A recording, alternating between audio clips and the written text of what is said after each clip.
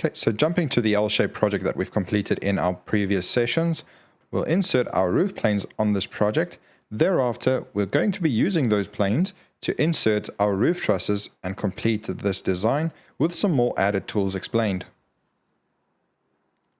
First off, please make sure that you have all of your walls set to be load-bearing within their properties by going to the Wall Designer, selecting all of your walls by using the Ctrl-A key, right-click, Properties, and make sure that everything that should be load-bearing is set to be that in that setting button right there. We'll click OK, and then thereafter we can go to Roof Designer and click on the Auto Roof This Level tool to insert my roof planes. Next, we're going to start inserting my trusses from the left-hand side right there. So we'll go to the bottom chord and top chord tools that we have available right there and use TC. And remember to select the hip side first, then the two on the side. We'll go to the auto hip set. Make sure we have the minimum clicked. Place it on the first position away from the apex in this case. We've got the extended corner jacks turned on, and we'll click OK. Now on the next step, you might find this to be a little bit more tricky than inserting your standard truss. What we're going to do is we'll have a different selection type for the next planes. We'll start this off by selecting the hip section first. Now although it doesn't look like an exact triangle, what you'll see is the shape is still there. It is just fully taking place on the rest of that structure. So basically it is still going to detect this being the hip side of your structure. We'll select the next one right there.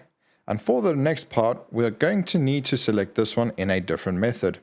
To show you what I mean, I'll insert my hip and show you what it does currently with a broken configuration right there. I'm going to use the undo button and redo that selection right there. And now for the last one, I'm going to hold the Control key on my keyboard and use my left click button right there. Now you can see that this selection is in a light blue color rather than the dark blue border we have on the rest of them. This selection method is called infinite selection. Exactly as it sounds, it creates an infinite shape of that current one that is detecting a cut in the shape. So it will complete the shape all the way to that corner as though it had a hip shape on this section. Now we can go to the auto hip tool. And we can insert our hip trusses right there.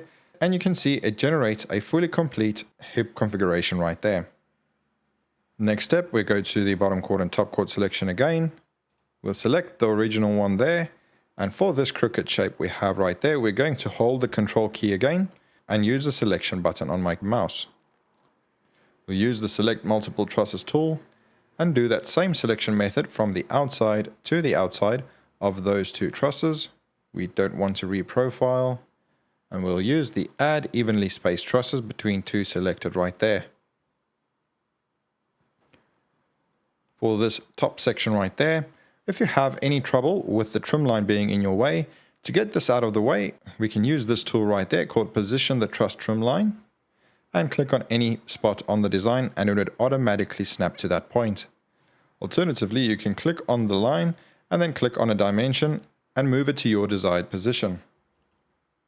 Now to complete this leg of the L-shaped project right there, what we need to do is we can start with the hip shape at the top. Just like that. And the next portion we'll need to insert a truss right on the inside of that wall. We can use the same measurement that we've used for the gable properties in that sense. We'll use the bottom chord, top chord selection. Select the two profiles that we're going to be using. We can use the Draw Truss tool. And we'll draw in the truss from the outside to the outside of those planes. We can use the Select Truss tool. Click the truss and we can move this 100 millimeters from the inside of that wall. This warning will appear. The only reason that this warning appears is because the truss that it is detecting is in this case C3 and it is a lot further than the 900 millimeters that we've changed in our default settings. So we'll click OK. And with my plane still selected, if it needs to be reselected, please make sure to go to the BCTC, select your planes right there. We'll go to the Select Multiple Trusses tool and select those two trusses from outside to outside, as we want to place our trusses within these two selected. Click No and add evenly spaced trusses between two selected. Our next very handy tool that we've got is called a trim tool. Now the trusses has the ability to be trimmed or extended to two positions on your project. The first one is to another truss, and the second option is to the trim line that we have as displayed as this green line right there. Now we can place the trim line right on the end of the wall right there, as this is required to trim your trusses to that line, as the trusses do not trim to any other elements except other trusses or the trim line as mentioned before. Now that we've placed the trim line on the end of that wall, I'm going to repeat that action again. So we'll use the trim line tool and we'll click on the outside of that wall. To show this again, I'm going to move my trim line a little bit further away and place it there again. Now with this next explanation, as I mentioned, we're going to be trimming these trusses so they sit exactly on the edge of this wall. The reason I want to do this, we can have a look in 3D.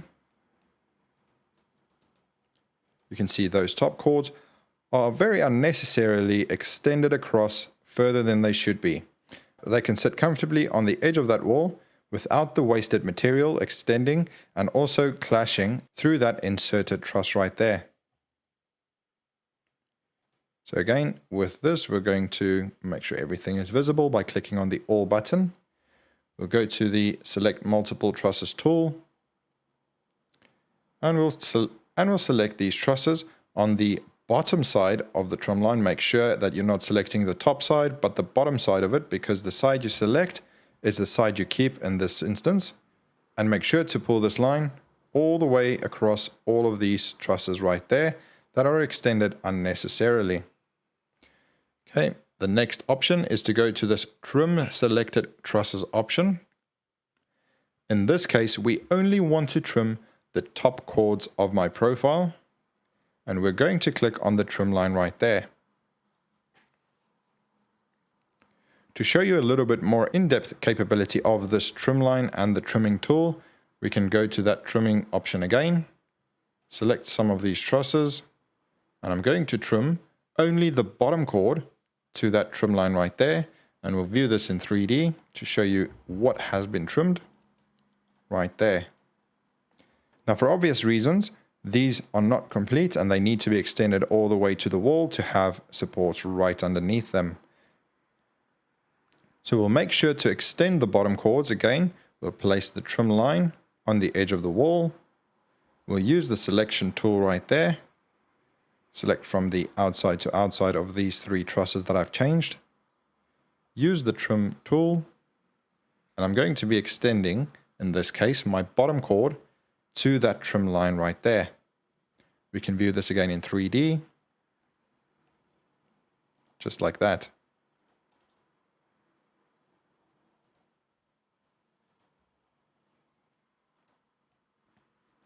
The next example, what I want to show you is when you have no wall on the inside to have your trusses being supported on. We're going to manually insert a truss that will be carrying the load of this hip configuration right there. Now for this example, I'm going to be moving my trim line away just to get a more cleaner view of this current project. And we're going to the Wall Designer tab, and I'll be deleting that wall right there and just closing that connection with this existing wall. Go back to my Roof Designer tab, and you can see there's no support currently for those oncoming trusses.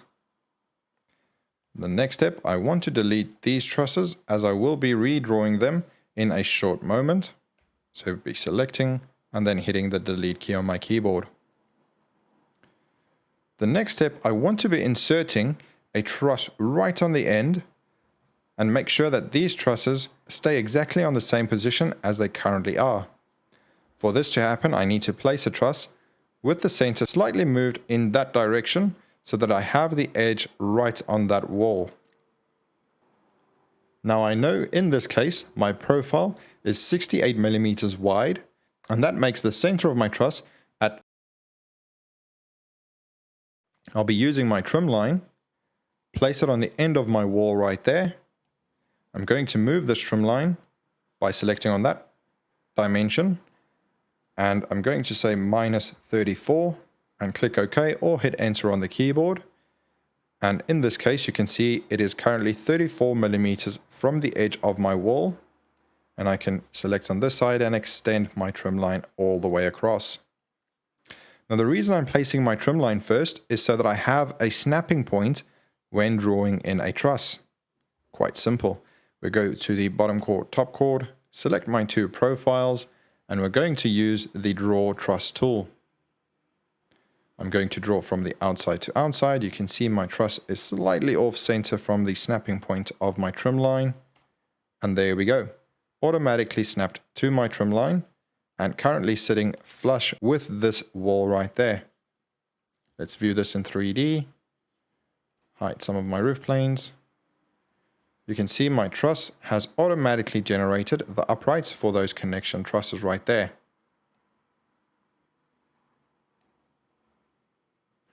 Now, a short description of what happened is we used the trim line right there to snap any manually drawn in truss onto the project.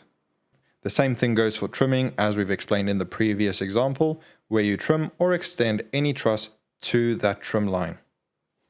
The next step, we need to make sure to finish off this opening right there by going to my bottom chord and top chord selection.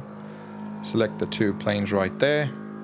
Use the Select Multiple Trusses tool and select from outside to outside of those two trusses. We do not want to reprofile. And we're going to use the Add Evenly Spaced Trusses tool to make sure that we have evenly spaced trusses placed in that opening. We can have a view in 3D. And there we go. The next setting I want to explain is within the project settings, we have the ability to create a heel extension right there for connecting trusses. Now, what I'm going to do is I'm going to just regenerate or rebuild the current existing trusses that we have right there, and it will generate an extension of the heel for this exact connection right there. So I'll zoom into these two slightly right there, just to give you a more clear indication of what is happening. I'm going to select one of the trusses right there, and we're going to the Auto Web menu. I'm going to click on Auto Web All. What happened is it only regenerated all of my trusses using the current settings in my project menu. Now that we've had a look at all of the connections and the sections right there that we'll be using in that part right there on the roof trusses, the next thing we need to do is make sure that we've got all the rest of our roof structure supported. Now in this case, we need to talk about the saddle trusses. So if we have a look at that open space right there in that section that I'm viewing right now, it is going to require us to insert some saddle trusses. So if we go to the Roof Designer tab, let's press All just to get my roof panels back. So what we need to do is we need to make sure that we place the bottom chord of the saddles on top of those trusses right there. So we're going to do a quick example and discuss a little bit more in detail. So first up, we're going to use the BC selection tool. So that's the bottom chord. We need to place this on a set level and select my saddle tool. So we select the bottom. And then we'll click on the TC tool for the top chord profile. So we need to select something that's going to be in line with my bottom. And we need to create the trusses within a selection right there. So we're going to use the Add Default Space Trusses. Click, click, and move my mouse to a correct spot. Okay, so let's have a look at this in 3D. We're going to hide those two roof planes. So what you're looking at now is my saddle trusses right there. What I did to create this, as you can see, my bottom chord would be in line with that roof panel right there. Okay, you can see it is sloping according to that plane right there, as I have done the selection. Okay, so let's go to my Roof Designer and we revisit that again. So what I did, let's undo. I'm going to use my BC tool. So remember, we need a bottom chord selected to generate that plane reduction or the plane incline of my saddle bottom chords. So we're going to go saddle tool and then we'll click on BC right there. We select the plane we want in line with the bottom chord and then we'll click TC. Okay, we select where we need to place these trusses as we've done with all of our other settings and truss insertion points. Next, we'll select the Add Default Space Trusses.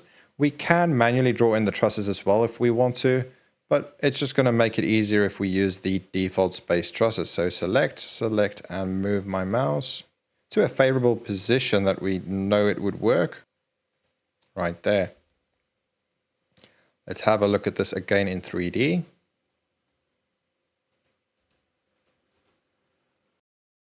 You can see where it would be supported on what trusses it would be carrying. For more details on the bracketry required for saddle trusses, you're more than welcome to go view this in our knowledge base system. This is how we can insert our saddle trusses within your design if required as well. So if you have any more questions regarding the truss inserting tools, please make sure to contact one of your customer support team.